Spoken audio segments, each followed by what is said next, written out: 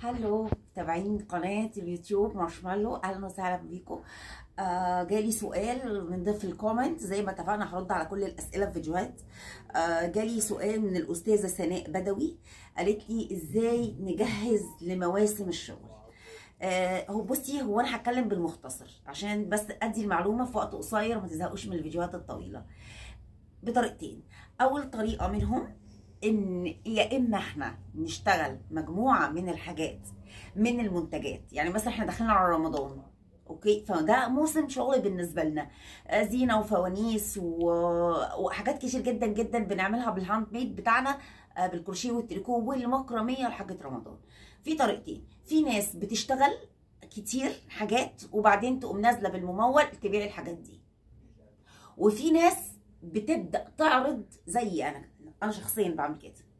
ببدا اشتغل مثلا من رجب، واجي اول شعبان اجي عامله عارضه الحاجات اللي احنا ممكن ننجزها في وقت قليل مع العماله اللي شغاله في على كل المستويات.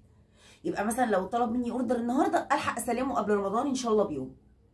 دول طريقتين. في ناس يعني بتنتهج نهج ان انا اعمل كميه وانزلها وانا ونصيبي، وفي ناس بتشتغل بالاوردرز، وانا بفضل دايما دي طريقتي الشخصيه، ان انا احب اني اشتغل بالاوردر عشان ما يفضلش قاعد عندي شغل للسنه الجايه، لان انا كل سنه لازم ادور على الجديد.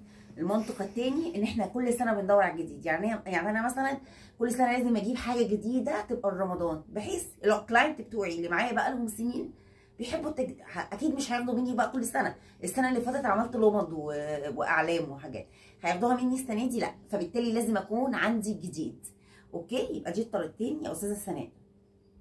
معلومه مهمه جدا بقى، جدا جدا جدا جدا، ان العميل هو الاونر.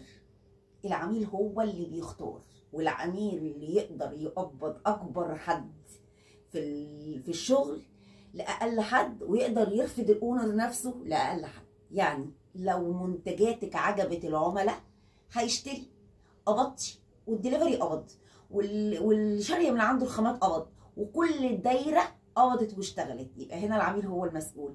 طب منتجاتك ما عجبتش العميل، جوده المنتجات ما عجبتش العميل، ما اتباعتش، ولا انت قبضتي، ولا الدليفري مان قبض، ولا سددتي فلوس الخامات للتاجر بتاعك، فانت بالتالي اهم حاجه يا استاذه سناء ولكل الناس اللي بتسال في الموضوع عامه، حتما ولا بد جوده المنتج لارضاء العميل. العميل في اي شغلانه على العموم، مش علينا احنا بس، نمبر 1.